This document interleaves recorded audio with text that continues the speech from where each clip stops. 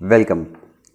तो अब रियल जो फिजिक्स है, अब हम वहाँ पहुँच गए हैं जो हमें रियल में फिजिक्स पढ़ना है, ठीक है।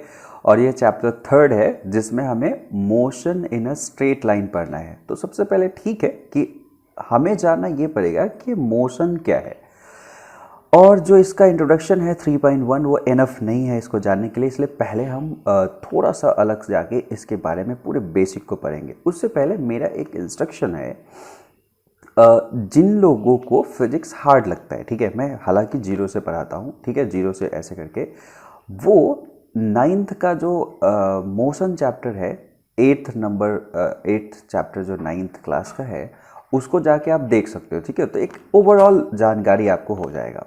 ये पहला इंस्ट्रक्शन था। दूसरा इंस्ट्रक्शन ये है कि जैसे फिजिक्स जो है नीट और आईआईटी दोनों के लिए कॉमन है, और नीट और आईआईटी से रिप्रेजेंटेशन ये है कि जिसका भी बायोलॉजी का ग्रुप है, ठीक है, और जिसका मैथमेटिक्स का ग्रुप है, ठीक है, उसमें फिजिक्स कॉमन है।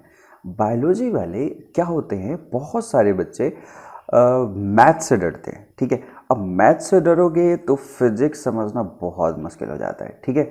और मेरा एक्सपीरियंस कहता है, अच्छा खासा एक्सपीरियंस हो गया, एक लंबा एक्सपीरियंस है मेरा, कि जो भी बायो के स्टूडेंट होते हैं वो क्या होते हैं, इवन एग्ज़ाम तक, बोर्ड और मैं कहूँ कि नीट तक, उनको एक ही प्रॉब्लम रहता है कि सर मुझे डिफरेंशिएशन इंटीग्रेशन नहीं आता, सर मुझे मैथमेटिक्स नहीं आता, और उस मैथमेटिकल इन्वॉल्वमेंट की वजह से वो क्वेश्चंस नहीं बनाते, ठीक है। तो इसके लिए मैंने एक सेपरेट प्लेलिस्ट बना रखा है, ठीक है, या जब तक ये अपलोड होगा तब तक वो भी बन जाएगा, ठीक है। और वो फंडामेंटल मैथमेटिकल टूल का होगा, ठीक है, फंडामेंटल मैथमेटिकल टूल के लिए होगा, ठीक है। इस मैथमेटिकल टूल में हम देखेंगे बहुत सारी चीज़ों को, जैसे ट्रिगोनोमेट्री के चीज़ों को देखेंगे, जैसे साइन थीटा कॉस थीटा, इसके बीच में रिलेशन ये क्या है, कैसे है। दूसरा चीज़, उसमें डिफरेंशिएशन के बारे में हम देखेंगे, ठीक है, बिना डिफरेंशिएशन का फिजिक्स नहीं पढ़ सकते आप, ठीक है। उसके बाद हम इंटीग्रेशन के बारे में देखेंगे, ठीक है। और उसी में बहुत सारी चीज़ें और एडिशनल देख लेंगे जो यहाँ पे यूज होगा, जैसे एक वेक्टर, जो नेक्स्ट और वेरी इंपॉर्टेंट पार्ट है। उसके बाद थोड़ा सा अलजेब्रा के बारे में हम उसमें देख लेंगे, ग्राफ के बारे में हम उसमें देख लेंगे, ठीक है। तो मैं क्या करता हूँ, मैं इंस्ट्रक्ट कर रहा हूँ, मैं नीट के बच्चों को बता रहा हूँ कि आप इसको थोड़ा सा समय देके, और बिल्कुल ये पोर्शन है उसको उसको पहले स्ट्रॉन्ग कर लो, ठीक है। अब इंस्टीड ऑफ कि रोज रोना कि मुझे मैथमेटिक्स नहीं आ रहा है, मुझे ये टूल नहीं आ रहा है, क्या करो, डेडिकेट कर दो, एक वीक डेडिकेट कर दो सिंपली, ठीक है, इसको सीखने में। और जो आईआईटी या मैथ ग्रुप के बच्चे हैं उनको तो कोई दिक्कत नहीं है, उनके लिए तो आसान है, क्योंकि उनका हर एक पार्ट बहुत ज़्यादा डिटेल में पढ़ना है। बट स्टिल वो भी अभी मैथमेटिक्स में वहाँ तक नहीं पहुँचे होंगे सिलेबस के। इस वजह से मैं कहूँगा कि आप इस फंडामेंटल टूल्स को ज़रूर पढ़ लें इस पूरे चैप्टर से पढ़ने से पहले, क्योंकि बहुत इंपॉर्टेंट पोर्शन है, ठीक है। तो पैरेलली आप पढ़ सकते हो, आप ये काम कर सकते हो कि जैसे पहले फंडामेंटल टूल्स पढ़ा 2 घंटे, और उसके बाद आके इस पे पढ़ें, ठीक है। अब जहाँ तक यहाँ पे मोशन का सवाल है, जैसा मैंने कहा कि इंट्रोडक्शन में और एडिशनल चीज़ों की ज़रूरत है, तो मोशन को समझने के लिए आपको क्या करना पड़ेगा, पहले रेस्ट को समझना पड़ेगा, ठीक है, कि रेस्ट का मतलब क्या होता है। और रेस्ट समझने से पहले आपको पोजीशन के बारे में समझना पड़ेगा, ठीक है। और पोजीशन समझने के लिए आपको एक रेफरेंस फ्रेम की ज़रूरत होगी। रेफरेंस फ्रेम को समझना पड़ेगा कि एक रेफरेंस फ्रेम क्या है। तो इसको मैं डिटेल में जाने से पहले कि ये क्या है, कैसे है, कुछ एडिशनल चीज़ मैं और बताऊंगा इसमें, ताकि ये इंट्रोडक्शन आपको, क्योंकि आपने देखा होगा मेरा अक्सर आदत होता है कि हम क्या करते हैं, पहले ये देख लेते हैं कि सब्जेक्ट मैटर क्या है, टोटल अभी हम जो कमिंग जो सब्जेक्ट्स होगा उसमें क्या क्या चीज़ पढ़ेंगे, ठीक है। तो उसके लिए मैं थोड़ा सा आपको एक इस साइड में ले चलता हूँ, जो अभी आप जो भी चीज़ पढ़ोगे उसमें उसको हम मैकेनिक्स कहेंगे, ठीक है। और कोई कहता है कि मैकेनिक्स का मतलब क्या हुआ, मैकेनिक्स का मतलब क्या होगा, तो एक्चुअली मैकेनिक्स में हम क्या पढ़ेंगे कि ये स्टडी है क्या चीज़ का, फोर्स का, ठीक है, मैटर का, और मोशन का, ठीक है। इसका एक कंबाइन जो स्टडी है उसको हम मैकेनिक्स कहेंगे, ठीक है। अब फोर्स के बारे में आपको पहले चैप्टर में ये जो फिजिकल वर्ल्ड था उसमें आपको देख गया था कि अच्छा 4 तरह के फोर्सेस जो होंगे हमारे पास में, इलेक्ट्रोमैग्नेटिज्म होगा, इलेक्ट्रोमैग्नेटिक फोर्स होगा, ग्रेविटेशनल फोर्स होगा, ठीक है। इलेक्ट्रोमैग्नेटिक था, ग्रेविटेशनल था, और उसके बाद वीक न्यूक्लियर फोर्स और स्ट्रॉन्ग न्यूक्लियर फोर्स। लेकिन अब हम क्या देखेंगे, उसको उस फोर्स का कुछ पार्टिकुलर एप्लीकेशन देखेंगे जिसके बारे में आप जानते हो। कभी नॉर्मल होगा तो टेंशन होगा, ठीक है। इस तरह की चीज़ें जो normal, tension, friction, gravitational force, इस तरह के जो छोटे छोटे छोटे कई सारे फोर्स होंगे वो एग्जैक्टली उसके बारे में देखेंगे, वो फोर्स होगा। उसके बाद हम देखेंगे मैटर को, ठीक है। मैटर मतलब कि वो ऑब्जेक्ट जिसमें जैसे अलग अलग मास हो तो क्या फर्क पड़ेगा उसके मोशन पे, उसकी डेंसिटी अलग हो तो क्या होगा, उसका शेप, उसका साइज, इस तरह की चीज़ों को देखेंगे। कोई चीज़ सर्कुलर है, कोई नहीं, रेक्टेंगुलर है, क्या है, इसका मोशन करेंगे तो क्या होगा, इसमें मोशन करेंगे तो क्या होगा, ये सब चीज़ें। और उसके बाद हम पढ़ेंगे मोशन, और इसके बीच में जो रिलेशन है उसको भी पढ़ेंगे। तो मैकेनिक्स जो हो गया वो एक तरह से स्टडी ऑफ क्या चीज़ कह सकते हैं, relation between force, matter and motion, वो मैकेनिक्स होगा।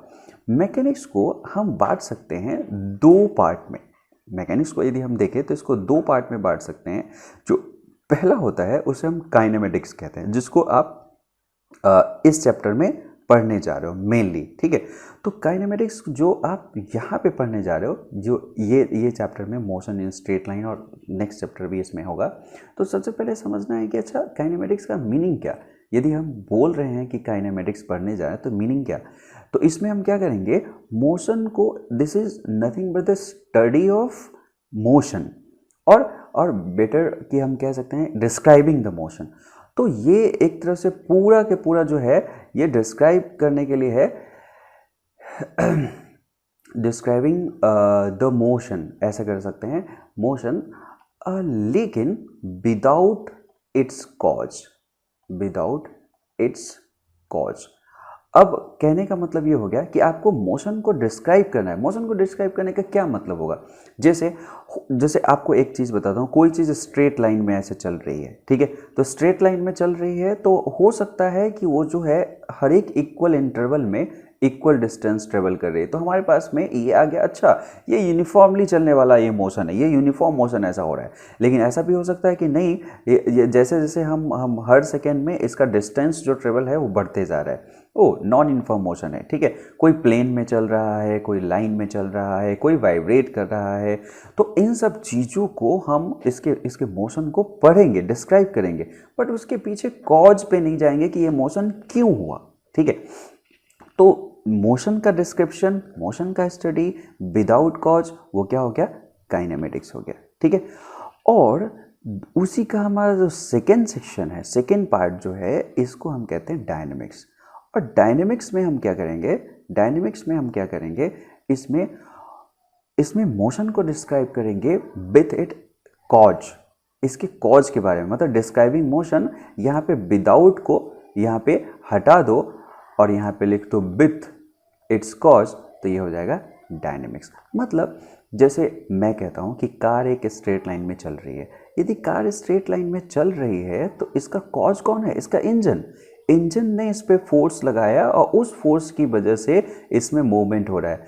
तो अब हम इसमें उसके कॉज के साथ में मोशन को डिस्क्राइब करना शुरू कर देंगे कि अच्छा ये मास है, ये फोर्स लगाओगे, इतना एक्सेलरेशन होगा, ये सब सारी चीज़ें।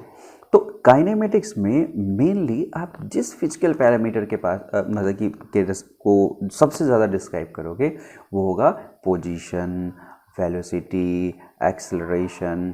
तो ये सब के बारे में हम देखेंगे। ये पैरामीटर है जिस पैरामीटर के बेस पे पूरे मोशन को डिस्क्राइब किया जाता है। अब जैसे ही डायनेमिक्स में हम आएंगे तो फोर्स हम पढ़ना शुरू कर देंगे, जो न्यूटन्स लॉ है, इन सब चीज़ों को पढ़ना शुरू करेंगे। जैसे F बराबर ma, हाँ, ये पार्टिकुलर एक्सेलरेशन लाने के लिए आपको ये फोर्स आपको लगाना पड़ेगा। इस तरह की चीज़ों को हम पढ़ना शुरू कर देंगे डायनेमिक्स में। ये हमारा सब्जेक्ट मैटर है। अब यदि मैं जैसा मैंने कहा था कि वो इंट्रोडक्शन इनफ नहीं है, अभी स्टिल हमें, जैसा आपको अभी शुरुआत में बताया था कि मोशन को समझने के लिए आपको रेस्ट को समझना पड़ेगा, ठीक है। मोशन को समझने के लिए रेस्ट को समझना पड़ेगा, और रेस्ट को समझने के लिए पोजीशन को समझना पड़ेगा, और पोजीशन को समझने के लिए आपको रेफरेंस फ्रेम को समझना पड़ेगा। और जितना आसान ये बोलने में लग रहा है रेफरेंस फ्रेम, उतना आसान नहीं है। इसलिए मैं एक लेक्चर को टोटली फंडामेंटल पे डेडिकेट किया हूँ कि रेफरेंस फ्रेम क्या है, कैसा है, उससे हम पोजीशन कैसे देखेंगे, उससे रेस्ट और मोशन हम कैसे देखेंगे। ठीक है, तो उसके लिए मैं आपको ले चलता हूँ इस पोर्शन पे, पहला चैप्टर में, जिसमें पहले 2 पॉइंट्स को तो मैंने सीधे आपको लिख दिया है कि यहाँ पे जो हमने स्टार्ट किया था कि मैकेनिक्स क्या है, कैसे है, डायनेमिक्स, उसको जिसको भी नोट्स बनाना है वो यहाँ से बना सकता है। और यहाँ पे हर जगह पे उसको डिस्क्राइब करने के लिए, मोशन को डिस्क्राइब करने के लिए हम ये कहते हैं कि यदि एक बॉडी है और यदि वो पोजीशन चेंज नहीं कर रहा है टाइम के साथ में, तो हम कहेंगे कि वो रेस्ट में है। ठीक है, जैसा मैंने कहा कि मोशन को समझने के लिए रेस्ट की ज़रूरत है, तो रेस्ट में हम कब कहेंगे, जब टाइम पास हो रहा है और पोजीशन में चेंजिंग नहीं हुआ। अब पोजीशन क्या है उसके बारे में हम थोड़ा सा डिस्कशन अभी करेंगे। ठीक है, और यदि बॉडी चेंज करता है पोजीशन को टाइम के साथ में, तो हम कहेंगे वो मूविंग है या मोशन में है। तो आपको एक चीज़ पता चल गया कि रेस्ट का मतलब यदि पोजीशन में चेंज नहीं हो रहा है, किसके रिस्पेक्ट में, विथ रिस्पेक्ट टू टाइम, तो हम कहेंगे कि वो रेस्ट में है, और यदि चेंज हो रहा है तो हम कहेंगे वो मोशन में है। अब इसमें आ गया इंपॉर्टेंट चीज़ कि अच्छा तो फिर ये पोजीशन क्या है। अब इस चीज़ को बारीकी से समझना, जो मैं समझाना चाह रहा हूँ, क्योंकि जो फिजिक्स से हेट्रेड प्रोड्यूस होता है वो यहीं से हो जाता है जब हमारे पास अंडरस्टैंडिंग वीक होता है, छोटा होता है। ठीक है, जैसे सपोज करो कि आप 4 दोस्त हो। ठीक है, 4 दोस्त हो और 4 दोस्त आप एफिल टावर को देखने गए। ठीक है, एक यहाँ पे खड़ा है, एक यहाँ पे खड़ा है, एक यहाँ पे खड़ा है। ठीक है, और आपको मैं बता दूं कि जब आप खड़े होते हो तो हॉरिजॉन्टल जो आपके पास में प्लेन है, ठीक है, हॉरिजॉन्टल प्लेन में यदि आप अपना फेस को सन के सामने रखोगे तो वो चीज़ ईस्ट होता है, इसलिए आपका जो बैकवर्ड होगा वो क्या होगा, वेस्ट होगा। ठीक है, और आप लेफ्ट साइड को नॉर्थ कह सकते हो, अपने राइट हैंड को साउथ कह सकते हो। ये डायरेक्शन देखने का सबसे इंपॉर्टेंट तरीका होता है। तो जैसे सपोज करो कि ये एक प्लेन आपको इमेजिन हो रहा होगा, जैसे जैसे अर्थ पे आप खड़े हो वैसे ये एक प्लेन बनाया गया है, लेकिन इसके डिफरेंट अलग अलग जगह पे आप 3 लोग खड़े हो, या आप ही जाके देखे थे, या 3 पर्सन हम मान लेते हैं। तो सपोज करो कि इस डायरेक्शन में ईस्ट था, मतलब ये जो आदमी खड़ा है उसके सामने इधर जो है वो ईस्ट है, तो उसके बैक साइड में वेस्ट हो जाएगा, इसके लेफ्ट साइड में नॉर्थ हो जाएगा, और इसके राइट साइड में साउथ हो जाएगा। अभी से इस डायरेक्शन पे कमांड कर लेना, क्योंकि फिजिक्स में ये सब चीज़ इमेजिन करने से लेके और ये सब चीज़ आता ही रहेगा। अब बताओ, यदि मैं कहता हूँ कि अच्छा आईफिल टावर का पोजिशन बताओ, तो आप ये जो होगा, ये बंदा जो होगा ए, वो कहेगा कि 3 मीटर पे है वेस्ट डायरेक्शन में। ये क्या कहेगा, 3 मीटर पे है किधर डायरेक्शन में, वेस्ट डायरेक्शन में। यदि मैं इससे पूछूं तो क्या कहेगा, ये 4 मीटर पे है किधर डायरेक्शन में, साउथ डायरेक्शन में। तो ये कहेगा 4 मीटर है किधर है, साउथ डायरेक्शन में। और ये कहेगा क्या, 5 मीटर है और किधर डायरेक्शन में, ईस्ट डायरेक्शन में। तो ये कहेगा कि 5 मीटर है लेकिन ईस्ट में है। तो क्या मैं इस तीनों में से किसी को गलत कह सकता हूँ, नहीं। तो यहाँ पे बहुत इंपॉर्टेंट चीज़ आया कि एक्चुअली में पोजीशन जो है वो रिलेटिव है। ये इस चीज़ को समझना, पोजीशन जो है वो रिलेटिव है, वो ऑब्जर्वर पे डिपेंड कर रहा है। ऑब्जर्वर जो है वो उसको अपने रिस्पेक्ट में देख रहा है। तो पोजीशन को देखने के लिए एक इम्पॉर्टेंट जो रिक्वायरमेंट आ गया, वो आ गया कि ऑब्जर्वर कौन है, व्यूअर कौन है। ठीक है, मतलब ऑब्जर्वर और जो व्यूअर हो गया, ये एक इम्पॉर्टेंट पार्ट हो गया। अब सोचो, जैसे मैं कहता हूँ कि अभी कहा कि पोजीशन में चेंज नहीं होगा तो रेस्ट में होगा, तो जैसे ये और ये इस एफिल टावर को देख रहा है तो कह रहे रेस्ट में है। लेकिन आप सोचो, इंटरनेशनल स्पेस स्टेशन के बारे में आप जानते हो। सपोज करो कि वहाँ से कोई देख रहा होगा एफिल टावर को, तो क्या उसे स्टेशनरी दिखा होगा? अर्थ तो रोटेट हो रही है, अर्थ रोटेट हो रही है, तो यदि वो देखेगा तो ऐसे ऐसे ऐसे टर्न हो रही है, तो वो कहेगा नहीं मोशन में। यदि कोई एरोप्लेन से इसको देखे तो मोशन में कहेगा। तो देखो, ऑब्जर्वर जैसे ही मैंने पोजीशन चेंज किया या रेफरेंस फ्रेम चेंज किया, तो हम कह रहे हैं कि सेम जो रेस्ट में आपको दिख रहा है वो मोशन में किसी और को दिखेगा। ये बहुत इंपॉर्टेंट पार्ट है। इसका मतलब जो मोशन है या कोई चीज़ रेस्ट में है वो एक कंबाइंड प्रॉपर्टी है किसका, ऑब्जेक्ट का, जिसे आप ऑब्जर्वेशन में रखे हो, जैसे यहाँ पे आईफिल टावर हो गया, और ऑब्जर्वर, और उसका क्या कंडीशन है, ऑब्जर्वर कहाँ पे बैठा है, क्या है, किस उसमें रेफरेंस में है, तो ऑब्जर्वर का सेम चीज़ रेस्ट या मोशन में दिख सकता है। तो इसलिए हमारा एक इम्पॉर्टेंट कंक्लूजन आ गया कि therefore position of any point is completely expressed by two factor, its distance from the observer and its direction with respect to the observer। ठीक है, तो इन दोनों के रिस्पेक्ट में ही हम चीज़ों को क्या कर सकते हैं, बना सकते हैं। अब यदि हमें पोजीशन पे थोड़ा अपने आप को कंसंट्रेट करें कि पोजीशन क्या है, कैसे है, तो वहाँ पे हमें एक रेफरेंस फ्रेम की ज़रूरत पड़ेगा। ठीक है, तो एक रेफरेंस फ्रेम की ज़रूरत क्या पड़ेगा, जैसे यहीं पे है और मैं सपोज करो कि इस कॉर्नर में, अब इसको थोड़ा सा यूनिवर्सल बनाते हैं, मतलब ठीक है एक ऑब्जर्वर है उसे देख रहा है, तो आप यदि आईफिल टावर देखने जाओ तो यदि मैं आपको एड्रेस बताऊं तो वहीं पे पहुंच जाओ, उसके लिए मुझे एक यूनिवर्सल सा कोई चीज़ लेना पड़ेगा, एक रेफरेंस फ्रेम लेना पड़ेगा कि इसके रिस्पेक्ट में, जैसे मैं कहूँ कि ये पेरिस में जाना, यहाँ हवाई अड्डा पे जाना, यहाँ से इतना किलोमीटर इधर जाना, फिर उसके बाद इतना टर्न लेना, फिर वहाँ पे पहुँच जाओगे। तो इस तरह से हम उसका एक मार्क कर देंगे एड्रेस वहाँ पे एग्जैक्ट पहुँचने के लिए। तो इस प्लेन में लेट्स से कि यदि मैं इधर और इधर एक 3 डायमेंशनल एक्सिस बनाता हूँ, जिसका इंट्रोडक्शन हो चुका होगा, नहीं होगा तो आप चीज़ों को थोड़ा सा अच्छे से देखना तो आपको क्लियर हो जाएगा। जैसे सपोज करो कि मैं इसको x कहता हूँ, इसको y कहता हूँ और इसको मैं z कहता हूँ। एक्चुअली x और y दिख रहा होगा कि जिस प्लेन पे आप खड़े हो वो प्लेन को बना रहा है x और y, और z क्या है, ये ऊपर अप डायरेक्शन को, वर्टिकल डायरेक्शन को बना रहा है। अब यदि मैं यहाँ पे इसको ऑरिजिन मान लूँ O, तो इसको बताना आसान होगा। इसको बताने के लिए हम आराम से ये कर सकते हैं कि ऐसा करो कि जैसे किसी को मैंने बताया कि यदि ये ऑरिजिन है, ये डिस्क्राइब हो गया, जैसे हो सकता है ये पेरिस का जो हवाई अड्डा है उसको मैंने ऑरिजिन मान लिया, और वहाँ से सबके लिए सेम इंफॉर्मेशन हम दे सकते हैं। मैंने कहा कि x डायरेक्शन में आप 5 मीटर जाओ, ठीक है, और y डायरेक्शन में आप लेट्स से कि 5 मीटर जाओ तो आप एफिल टावर पे पहुंच जाओगे। अब सबके लिए ये जो रास्ता हो गया ये कॉमन हो गया कि यहाँ से x डायरेक्शन में 5 जाना है और y डायरेक्शन में आपको 5 जाना है, आपको ऊपर नहीं जाना है।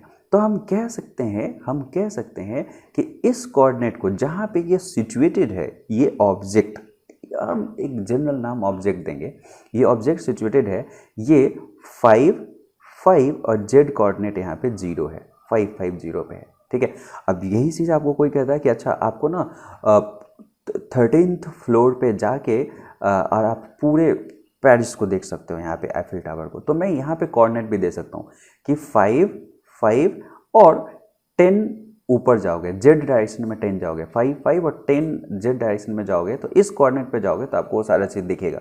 तो एक तरह से उस ऑब्जेक्ट का पोजीशन या एड्रेस बताने का एक तरीका हो गया एक रेफरेंस फ्रेम। तो इन जनरल हम क्या करते हैं, एक रेफरेंस फ्रेम XYZ हम कंसिडर करते हैं, और जो पॉइंट है उसको 3, जो भी पोजीशन है उसको 3 कोऑर्डिनेट से हम दिखा देते हैं। ठीक है, इसका एक दूसरा रिप्रेजेंटेशन भी है जिसे हम पोजीशन वेक्टर कहते हैं। ठीक है, ये भी यूनिक रिप्रेजेंटेशन है। हमने ये कह दिया कि ऑरिजिन से दिस एंगल पे, कोई एंगल हमने बता दिया कि थीटा एंगल पे और r डिस्टेंस पे और इस डायरेक्शन में चले जाओ, आप वहीं पहुंच जाओगे।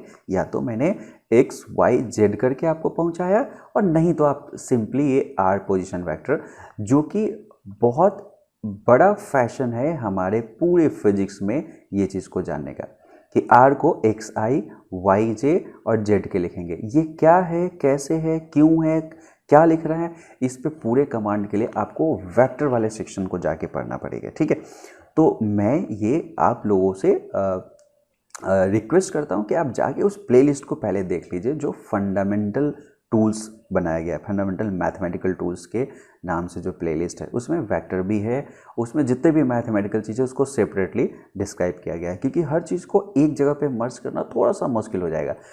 ओके, अब जैसे मैं जो एक छोटी मगर बहुत मोटी बातें जो आपको बता रहा था, वो ये बता रहा था कि जो पोजीशन है वो रिलेटिव है। जब पोजीशन रिलेटिव है तो ऑब्वियस सी बात है कि किसी चीज़ का जो मूवमेंट होगा, मतलब मोशन जो होगा, वो भी रिलेटिव होगा, है कि नहीं। तो उसके लिए यहाँ पे मैंने एक दो और एग्जाम्पल लिए हैं जो आपके लिए बहुत इम्पॉर्टेंट होगा।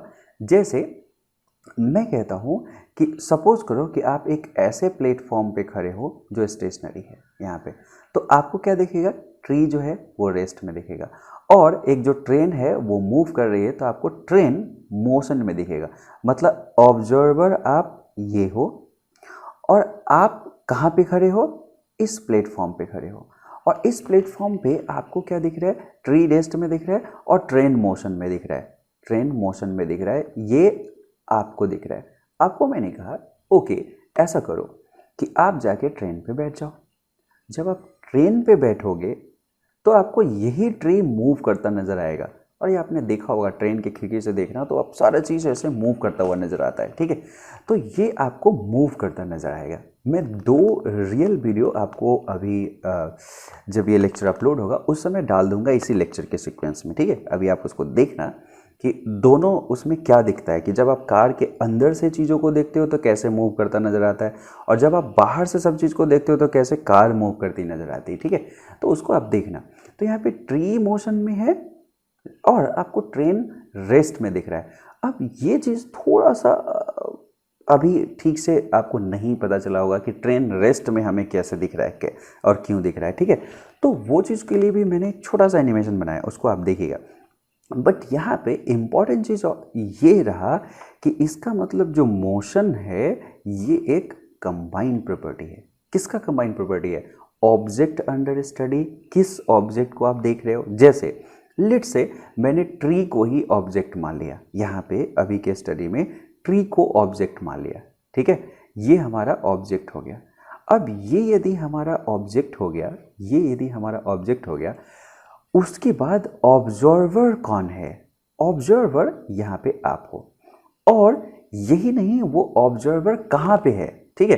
तो उसके साथ हम ऑब्जर्वर को, मतलब ऑब्जर्वर जिस फ्रेम में होता है, ठीक है, ये एक बहुत इंपॉर्टेंट कॉन्सेप्ट है। ऑब्जर्वर किसी न किसी रेफरेंस फ्रेम में होगा, फ्रेम ऑफ रेफरेंस में होगा, ठीक है। तो ऑब्जर्वर को हम उसके साथ अटैच करके देखते हैं, ठीक है, कि तो ये ऑब्जर्वर यहीं पे है तो देखो ये ऑब्जेक्ट रेस्ट में दिख रहा है, लेकिन ऑब्जर्वर इस फ्रेम में है, ट्रेन में है, तो हमें यही ट्री मोशन में दिख रहा है। तो कंबाइंड प्रॉपर्टी हुआ कि नहीं, कि जब तक हम ये दोनों चीज़ को स्पेसिफाई नहीं कर दें तब तक हम मोशन को नहीं बता सकते कि वो मोशन में है या रेस्ट में है, ठीक है। तो ये चीज़ हमारे पास हो गया। इसका मतलब nothing is in absolute rest और एब्सोल्यूट मोशन। किसी चीज़ को अभी हम नहीं कह सकते कि ये एब्सोल्यूट रेस्ट में है या एब्सोल्यूट मोशन में है, कोई चीज़ को नहीं कह सकते। आप सपोज करो कि अपने कमरे में बैठे हो, आप कहोगे कमरा तो मेरा रेस्ट में रहता है, मैं हमेशा क्या करता हूँ, रोज़ स्कूल जाता हूँ, स्कूल से आता हूँ तो मेरा कमरा वहीं पे दिखता है, वो तो शाम में ऐसा नहीं रहता कि बदल जाता, वो तो रेस्ट में है सर। लेकिन नहीं, वो पूरे अर्थ जो है वो मूवमेंट में है। यदि आप सैटेलाइट से या इंटरनेशनल स्पेस स्टेशन से देखोगे तो मॉर्निंग में आपके घर का पोजीशन और इवनिंग में घर का पोजीशन बदला नजर आएगा, तो वो कहेगा मोशन में है, ठीक है। जैसे आप ट्रेन में जा रहे हो, ठीक है, और एक गुंडा आया, कहा कि डोंट मूव, स्टैंड स्टिल, आपने हाथ उठा दिया ऐसे, तो आप इसके रिस्पेक्ट में तो मूवमेंट बंद कर दिया आपने, रेस्ट में आ गए। लेकिन क्या ट्रेन बंद हुई है, नहीं, ट्रेन जा रही है, ट्रेन जा रही है तो मतलब मोशन में हो। इवन ये जो डकैत है और गुंडा है वो भी मूव कर रहा है, आप भी मूव कर रहे हो, लेकिन इसने कहा था कि स्टैंड स्टिल, तो आप खड़े हो, रेस्ट में हो, इसके रिस्पेक्ट में रेस्ट में हो। तो ऑब्जर्वर क्या है और ऑब्जेक्ट किस ऑब्जेक्ट को हम देख रहे हैं, वो चीज़ के अनुसार से हम बता सकते हैं कि ये मोशन में है या रेस्ट में है, ठीक है। रेफरेंस फ्रेम की एक और कहानी मैं बहुत ज़बरदस्त अभी बताऊंगा। अभी जैसे ये एंड होगा तब मैं बताऊंगा, ठीक है। ध्यान रखना, उसका आंसर आपको कमेंट में बोलना है, ठीक है, कि ऐसा क्या हुआ, ठीक है। क्योंकि फिजिक्स क्या है ना, आसपास की चीज़ें जो आप देखते रहते हो उसी का स्टडी है। तो आप आसपास की चीज़ों को यदि महसूस नहीं करोगे तो क्या होगा, आपको फिजिक्स समझ में नहीं आएगा, ठीक है।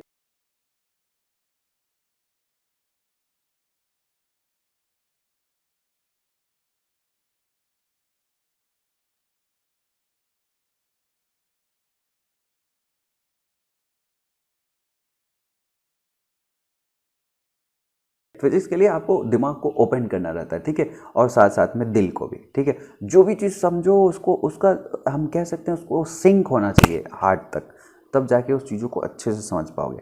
एक और एग्जांपल, और मैंने एनिमेशन एक आपके लिए बनाया है। जैसे आप सपोज करो कि अर्थ पे आप आराम से बैठ के, और सपोज करो कि एक बॉल को ऊपर फेंकते हो, फिर कैच करते हो, ऊपर फेंकते हो और कैच करते हो। ऐसा कभी नहीं होता कि बॉल को आपने सीधे ऊपर फेंका और आप आगे बढ़ गए। जैसे अर्थ तो रोटेट हो रहा है, ऐसा कहा जाता है। आप आगे बढ़ गए और बॉल पीछे रह गया, ठीक है। आपको दिखता है कि अच्छा, मैं जिस प्लेटफॉर्म पे खड़ा हूँ तो वहाँ पे ऊपर फेंका बॉल और नीचे आया, ओ ओके, इसका मतलब मैं रेस्ट में हूँ और ये बॉल मूव करके फिर मेरे पास आ रहा है, इसलिए मैं रेस्ट में हूँ, इसलिए, ठीक है। अब सपोज करो, मानते हैं कि एक ट्रेन है जो मूव कर रही है, ठीक है, और यदि एक प्लेटफॉर्म पे एक अपने दोस्त को आपने बैठा दिया और कहा कि तुम ट्रेन को देखो तो क्या है, तो वो कहेगा ट्रेन इज रनिंग, और वो गलत नहीं है, इसको दिखेगा ट्रेन इज रनिंग। और आप खुद ही उस डब्बे में चले गए, इस ट्रेन के एक डब्बे में चले गए, ठीक है, और देखा कि एक आदमी है, ये एप्पल को ऊपर फेंकता है, कैच करता है, फेंकता है, कैच करता है। अरे, आप इससे कहते, यदि ऊपर फेंकता है तो ट्रेन तो आगे बढ़ गई। अब ट्रेन आगे बढ़ जाती तो क्या होता, ये सेब पीछे गिर जाता, लेकिन सेब तो पीछे नहीं गिर रहा है। तो इसको लगे, इसको इसको कहेगा कि ये ट्रेन कैसा है, ये ट्रेन कैसा है, तो ये कहेगा ट्रेन इज एट रेस्ट। अब आप दोनों में से किसी को भी गलत नहीं कह सकते थे। जैसे अभी मैंने एफिल टावर का वो बताया था कि पोजीशन, तीनों में से किसी को आप गलत नहीं कह सकते थे, सब सही था। तो सिमिलरली आपके रिस्पेक्ट में रेस्ट में है ट्रेन, और इसके रिस्पेक्ट में रनिंग में है ट्रेन, और दोनों सही है प्लेटफॉर्म। क्यों? क्योंकि आपका जो ऑब्जर्वेशन है, जो ऑब्जेक्ट है, वो ट्रेन के अंदर का ये आदमी और ये एप्पल है। आपने यहाँ से देखा, रेफरेंस फ्रेम आपका अलग है, आप ऑब्जर्वर हो, और ऑब्जर्वर मतलब रेफरेंस फ्रेम के साथ में हम बात कर रहे हैं। तो यहाँ पे आपको रनिंग दिखा, लेकिन जो आप अंदर बैठे हो उसको रेस्ट में दिखा। क्यों? क्योंकि वो रेफरेंस फ्रेम अलग है। क्लियर? तो इसके लिए इस एनिमेशन को लिटिल बिट आप इसको मतलब रिपीट करके भी देख सकते हो। देख,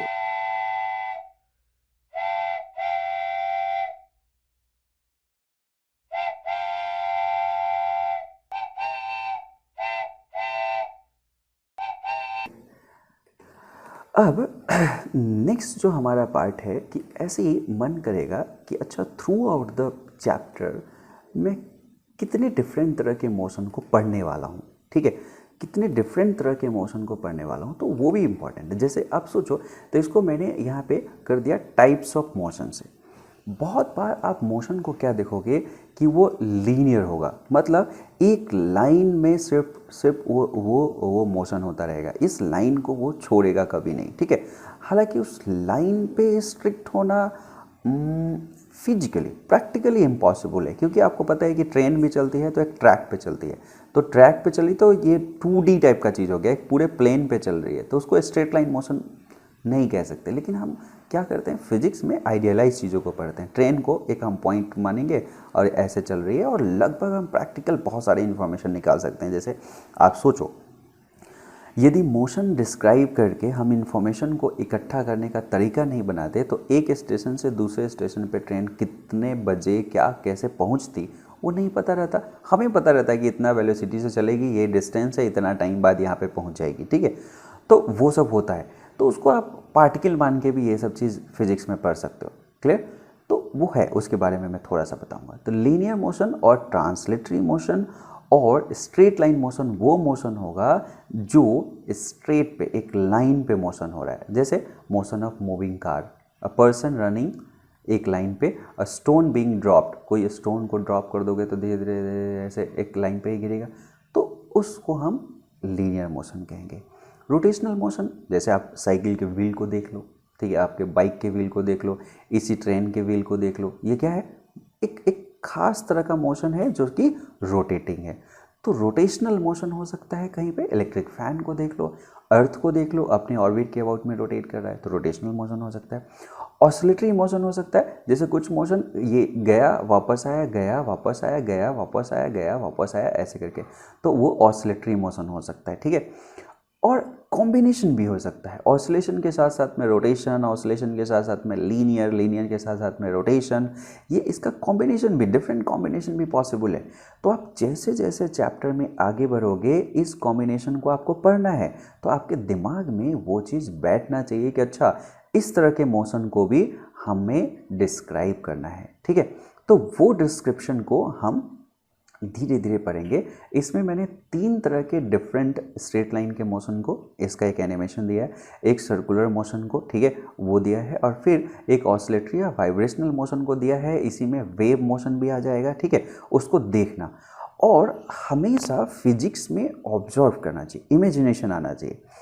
इस एनिमेशन में आप देखना कि इससे इधर जब मैं ट्रांसफ़र किया तो क्या हुआ, मतलब जो मोशन यहाँ पे ऐसे दिख रहा है, यदि मैं कंप्लीटली आपको इस एंगल से देखने की कोशिश करूँ, मैं कहूँ कि इस एंगल से देखो, तो आपको जो ये जो ऑब्जेक्ट होगा ये वाइब्रेशनल दिखना शुरू हो जाएगा, ठीक है, यदि इस एंगल से देखने की कोशिश करोगे तो। जैसे इस एंगल से देख रहे हो, जहाँ पे स्क्रीन है, फेस से देख रहे हो तो ये सर्कुलर दिख रहा है, यहाँ से देखोगे तो ऑसिलेटरी दिखेगा। इसका मतलब आप ऑसिलेटरी और जो ये रोटेशनल मोशन था उसको कंबाइन कर सकते हो, एक सेम इक्वेशन से डिस्क्राइब कर सकते हो, और ये सब जो कोरिलेशन है वो आपको बहुत आगे ले जाएगा, ठीक है।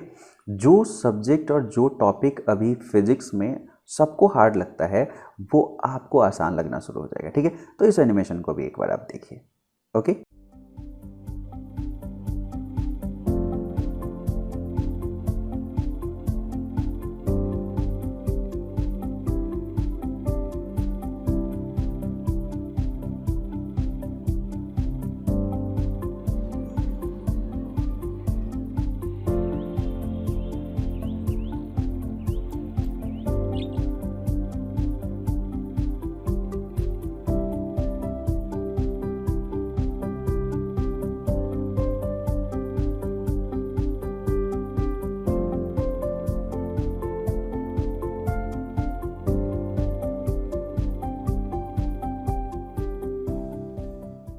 मेरे ख्याल से आपने देख लिया होगा इसको, ठीक है। आप नहीं तो स्टॉप करके रिपीट करके फिर से आप देख सकते हो, ठीक है। चलो अब हमारे पास में टाइप ऑफ मोशन है, दूसरे बेसिस पे हम टाइप ऑफ मोशन को डिस्क्राइब कर सकते हैं जो थोड़ा सा जनरल है। जैसे वन डायमेंशनल मोशन, यदि सिर्फ स्ट्रेट लाइन में, एक ही लाइन में यदि कोई चीज़ मूवमेंट होता है तो उसे वन डायमेंशनल मोशन कहेंगे, ठीक है। जैसे स्ट्रेट रोड पे कोई भी जैसे कार है स्ट्रेट रोड पे ऐसे जा रही है तो हम कह सकते हैं वन डायमेंशनल मोशन है। आपने एक बॉल को ड्रॉप किया ऊपर से ऐसे नीचे, वन डायमेंशनल मोशन है, ठीक है। तो motion of a body in a straight line is called one dimensional motion, ठीक है। और ऐसे में यदि हम सपोज करो कि जिस रेफरेंस फ्रेम की हम बात कर रहे थे एक्स वाई जेड, ठीक है, एक्स वाई जेड की जो हम बात कर रहे थे, इसमें से कोई ना कोई एक ही डायमेंशन चेंज होगा। जैसे यदि सपोज करो कि स्ट्रेट लाइन मोशन में है तो यहाँ पे सपोज करो कि x का वैल्यू 2 है और y और z 0 है, तो नेक्स्ट टाइम में यदि ये मोशन में है तो आपको ये जो 2 है वो चेंज होता नज़र आएगा। हो सकता है कि 300 आ गया, हो सकता है 400 आ गया उसके नेक्स्ट इंटरवल ऑफ टाइम में। तो हर एक मोमेंट में आपको ये सिर्फ एक कोऑर्डिनेट चेंज होता नज़र आ रहा है। यहाँ पे ज़रूरी नहीं कि x हमने चेंज किया है, हो सकता है कि सिर्फ y में हमेशा चेंज हो रहा है और x और z कांस्टेंट है। ऐसा भी हो सकता है कि सिर्फ z में चेंज हो रहा है और x y कांस्टेंट है। ऐसा यदि रहे, सिर्फ एक कोऑर्डिनेट, ओनली वन कोऑर्डिनेट यदि चेंज हो टाइम के साथ में, तो हम कहेंगे कि वो स्ट्रेट लाइन मोशन में। जैसे motion of car on a straight road, motion of free falling body, ये इसके एग्जाम्पल हो गए। लेकिन टू डायमेंशनल मोशन का मतलब ये हो गया कि जब मोशन जो हो वो एक प्लेन में हो, तो हम कहते हैं एक पूरे ऐसा प्लेन में यदि कोई मोशन हो रहा है तो हम कहेंगे कि ये एक 2 डायमेंशनल मोशन है। और 2 डायमेंशनल मोशन जो होता है, जैसे सपोज करो कि आप कैरम खेल रहे हो, तो कैरम में जो ये है वो 2 डायमेंशनल मोशन है। आप सपोज करो कि सर्कुलर मोशन को देखोगे तो सर्कुलर मोशन जो है ये क्या है, 2 डायमेंशनल मोशन है। फैन का आप किसी टिप को देख लो, वो पूरे एक प्लेन में मूव कर रहा है, तो 2 डायमेंशनल मोशन है। यदि इसको कोऑर्डिनेट से डिफाइन करने की कोशिश करोगे, जब इसमें देखोगे तो डेफिनेटली ये किसी न किसी प्लेन में चल रहा होगा। लेट्स से जैसे ये एक्स है, ये वाई है और ये जेड है। यदि इस प्लेन में कोई चीज़ ऐसे चल रहा है, यदि प्लेन में चल रहा है तो इसके 2 कोऑर्डिनेट चेंज होंगे। हो सकता है कि पहले में 1 2 और जेड 0 था, तो नेक्स्ट में इसको और इसको दोनों को चेंज नज़र आता रहा होगा। नेक्स्ट में हो सकता है कि वो 2 3 और 0 पे है, सिर्फ 0 जेड चेंज नहीं हो रहा है, लेकिन 2 और 3 चेंज हो रहा है। नेक्स्ट में हो सकता है कि ये 4 5 और 0 पे है, नेक्स्ट मतलब नेक्स्ट टाइम मोमेंट, ठीक है। तो वहाँ पे 4 और 5 ऐसे हो सकता है और ये चेंज नहीं हुआ, तो कोई 2 कोऑर्डिनेट इसमें चेंज होता रहेगा हमेशा टाइम के साथ में, तो हम कहेंगे वो 2 डायमेंशनल मोशन है। ये एक जनरल कैटेगरी है मोशन का, ठीक है। जैसे motion of on a circular turn और मोशन ऑफ बिलियर्ड्स बॉल, ठीक है, तो उसमें कर सकते हैं। नेक्स्ट में 3 डायमेंशनल मोशन। 3 डायमेंशनल मोशन में जैसे एरोप्लेन को आप देखते होंगे कि वो क्या होता है कि पहले रनवे पे चलता है और रनवे पे चलने के बाद में वो सीधा ऐसे उड़ जाता है। तो यहाँ पे क्या होगा, आपको क्या दिखेगा कि ये पूरे के पूरे स्पेस में मोशन हो रहा है, ठीक है। वो प्लेन में नहीं, पूरे स्पेस में मोशन हो रहा है, तो वो 3 डायमेंशनल मोशन हो जाएगा, ठीक है। तो motion of the body in space is called 3 dimensional motion. एक लाइन पे स्ट्रेट लाइन, प्लेन में 2 डायमेंशनल और स्पेस में 3 डायमेंशनल हो गया। ऑब्वियस सी बात है कि इसमें तीनों कोऑर्डिनेट टाइम के साथ चेंज होते रहेंगे। यदि 1 2 3 t इक्वल टू 0 पे है तो नेक्स्ट में ये तीनों के तीनों चेंज होके हो सकता है 2 4 5 पे पहुंच गया। नेक्स्ट में ये तीनों के तीनों चेंज होके हो सकता है कि 3 6 7 पे पहुंच गया। मतलब कुछ भी, ये तीनों के तीनों यदि चेंज होते हैं तो हम कहेंगे 3 डायमेंशनल मोशन में। जैसे मोशन ऑफ फ्लाइंग काइट, ठीक है, मोशन ऑफ फ्लाइंग इंसेक्ट्स, ये सारी चीज़ 3 डायमेंशनल मोशन है। तो ये मोशन को डिस्क्राइब करने का एक तरीका हमारे पास में आ गया कि अच्छा, मोशन को हम इस तरह से कैटेगराइज कर सकते हैं। एक हमारे पास में कैटेगराइज करने का तरीका मिल गया, ठीक है। तो क्या क्या हो गया, वो 2 डायमेंशनल, 1 डायमेंशनल, 2 डायमेंशनल और 3 डायमेंशनल।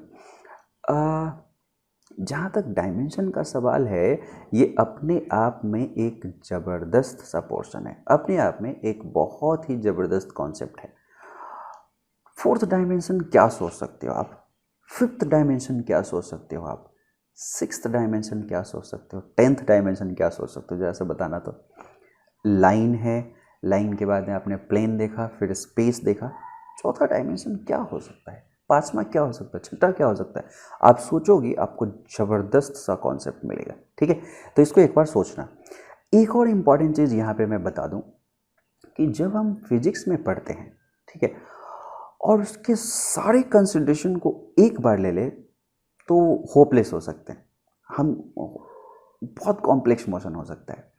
तो एक स्टैंडर्ड सा एक प्रोसीजर्स है, स्टैंडर्ड सा एक तरीका है फिजिक्स में पढ़ने का। वो क्या है, सिंप्लीफाई करना चीज़ों को, उसको पॉइंट मान के चलना। जैसे एक एग्जांपल के लिए, यदि मैं रियल बेसबॉल यदि फ्लाई कर रहा है उसको कंसीडर करने के लिए कोशिश करूं, तो ये जो बॉल होगा बेसबॉल होगा, यदि सपोज करो कि इस डायरेक्शन में मूव कर रही है, इस डायरेक्शन में जो कि डायरेक्शन ऑफ मोशन है, तो ये स्पिन भी कर रही होगी, ठीक है। तो ये बेसबॉल, इसमें स्पिन भी होगा, जो कि कॉम्प्लेक्स शेप होगा। स्पिन का जरूरी नहीं कि इतना एकदम शानदार एक टाइप का स्पिन हो कि एक एक्सिस के अबाउट में कोई चीज़ रोटेट हो रहा है। ये स्पिन भी कॉम्प्लेक्स हो सकता है यूनिफॉर्म चल रहा हो, कुछ वाइब्रेशन हो रहा है, मतलब स्पिन भी होगा और वो भी कॉम्प्लेक्स होगा। दूसरा, इसमें एयर रेसिस्टेंस भी ऐसे लग रहे होंगे, ठीक है, और वो भी एक्सर्ट कर रहा होगा फोर्स। तीसरा, ग्रेविटी भी एक्सर्ट कर रहा होगा फोर्स, वो नीचे भी गिर रहा होगा। यदि मैं कहूँ कि इस बेसबॉल के मोशन को डिस्क्राइब करो और कंसीडर करो इन सारे चीज़ों को, सारे अफेक्ट्स को, तो आप होपलेस हो जाओगे। ये होपलेसली कॉम्प्लेक्स आ जाएगा, ये बहुत ही कॉम्प्लेक्स मोशन होगा और आप डर जाओगे इसको करने के लिए। तो हम क्या करते हैं, एक आइडियलाइज्ड मॉडल बनाते हैं पहले पढ़ने के लिए। ये पूरा ट्रेंड चलेगा पूरे चैप्टर में, इसलिए मैं कहता हूँ कि इंट्रोडक्शन बहुत इंपॉर्टेंट होता है किसी भी चैप्टर का। लाइन बाय लाइन मैं यहाँ पे आपको ये प्रॉमिस करके नहीं आया हूँ कि हाँ लाइन बाय लाइन पढ़ा दूंगा। लाइन बाय लाइन पढ़ाने का मतलब है कि उसको डीप डाइव करना, इसलिए मैंने इसको एनसीईआरटी डीप डाइव कहा है, जहाँ पे हम लाइन बाय लाइन तो चीज़ों को देखेंगे लेकिन उसको डीपली मीनिंग को समझेंगे, कहीं पे कोई चीज़ अछूता ना रह जाए, ठीक है। ताकि आप इस फिजिक्स को जिस भी मकसद से पढ़ रहे हो, मैं ये नहीं कह रहा हूँ कि आप आईआईटी या नीट निकालने के लिए सिर्फ पढ़ रहे हो सकता है कि आपको फिजिक्स बहुत बढ़िया लग रहा हो, आप फिजिसिस्ट बनना चाहे। और एक चीज़ मैं बता दूँ, फिजिक्स पढ़ने से ज़रूरी नहीं कि आप सिर्फ कॉम्पिटिशन क्लियर करो, लॉजिकल माइंड आपके पास बहुत आ जाएगा, आप एक बिजनेस स्टार्ट कर सकते हो, आपको एक तरीका मिलेगा, आप एस्ट्रोनॉट बन सकते हो, आप एक लॉयर बन सकते हो। जरूरी नहीं कि आप उसके लिए, क्योंकि आपको टेक्निकल चीज़ आपको बहुत अच्छे से आना शुरू हो जाएगा, तो कोई भी आप जो डायमेंशन है लाइफ का वहाँ पे पहुँच सकते हो, ठीक है। तो इसलिए फिजिक्स पढ़ना बहुत इंपॉर्टेंट है। अब हमने क्या किया, उसी बेसबॉल को एक पॉइंट मान लिया। अब ये पॉइंट है और उसका मास वही है जो बेसबॉल का था। हमने वहाँ पे एयर रेसिस्टेंस जो था उसको नेग्लेक्ट कर दिया, हमने उस पर जो स्पिन था वो नेग्लेक्ट कर दिया, हमने सिर्फ डायरेक्शन ऑफ मोशन और ग्रेविटी के इफेक्ट को रखा और इसके मोशन को डिस्क्राइब करने के लिए कहा, जो कि अभी पहले दूसरे चैप्टर में आप करोगे तो आप बहुत स्माइल के साथ में आप इसके मोशन को डिस्क्राइब कर सकते हो, सीख सकते हो। अब क्या होगा, लेयर बनाएंगे, ये चीज़ सीख गए, पहला स्टेज में आपने इसको सीख लिया। अब धीरे से ग्रेविटेशन के एग्जैक्ट फॉर्मेट में आ जाएंगे, अर्थ है, अर्थ ने इतना फोर्स लगाया उसके साथ में आ जाएंगे, धीरे से एयर ड्रैग को भी लेना शुरू कर देंगे, धीरे से फिर हम उसके स्पिन को भी कंसीडर करना शुरू कर देंगे। जैसे जैसे आप नेक्स्ट लेवल पे जाते जाओगे इस कॉम्प्लेक्स मोशन, उसके बाद इस पॉइंट को जो हमने आइडियलाइज किया था उसको हम उसके रियल शेप पे ला दिए, ठीक है, इसको एक एक्चुअल शेप में लाके उसको पढ़ना शुरू कर दिए, तो आपको एग्जैक्ट मोशन आपको समझ में भी आ जाएगा और आप डिस्क्राइब भी कर पाओगे और उस कॉम्प्लेक्स नहीं होगा। ये पैटर्न होता है पढ़ने का, ठीक है। तो ये रहा हमारा इंट्रोडक्शन का पार्ट। अब क्विकली हम क्या करेंगे, जो एनसीईआरटी में इंट्रोडक्शन है उसे पढ़ लेंगे और ध्यान रखना लास्ट में मैं एक बहुत इंपॉर्टेंट क्वेश्चन पूछने वाला हूँ, तो उसको ध्यान से अब उसका आंसर कमेंट में बताना कि ये क्या है, ठीक है। तो इसको अब इसके एक एक लाइन को हम पढ़ सकते हैं और आपको बहुत इजी लगेगा, और मैं पहले पढ़ देता तो कुछ नहीं होता आपको, ठीक है। तो ये 3.1 को, motion is a common to everything in the universe, पूरा जो यूनिवर्स में एवरीथिंग उसमें कॉमन है, ठीक है। We walk, run, ride a bicycle, even when we are sleeping, air moves into and out of our lungs and blood flows in arteries and veins। ये सारे motion ही तो है, ठीक है, मोशन नहीं है तो आप खत्म। We see leaves falling from trees and water flowing down to a dam, सारे मोशन है। Automobiles and planes carry people from one place to other, ये सारे चीज़ में मोशन इन्वॉल्व है। The earth rotates once every 24 hours and revolve around the sun once in a year. ऐसा नहीं होता 24 आवर में, यदि ये रोटेट नहीं करता तो क्या होता है, दिन रात नहीं होती। 1 ईयर में पूरे ऑर्बिट का चक्कर नहीं काटता, सन के आसपास के चक्कर नहीं काटता, तो सीजन में चेंज नहीं आता, ठीक है। The sun itself is in motion in the Milky Way. ऐसा नहीं कि सन रेस्ट में है और अर्थ उसका सिर्फ रोटेट कर रहा है, सन भी अपने आप में मोशन में है अपने गैलेक्सी के अलॉन्ग में, which is again moving with its local group of galaxies, local group of Galaxy के साथ फिर से मोशन में है। तो इसका मतलब motion is change in position of an object with time. तो यही चीज़ तो था, और इसको समझने के लिए हमने कितने सारे चीज़ कर लिए, क्योंकि देखो पोजीशन एक रिलेटिव था तो जानना जरूरी है।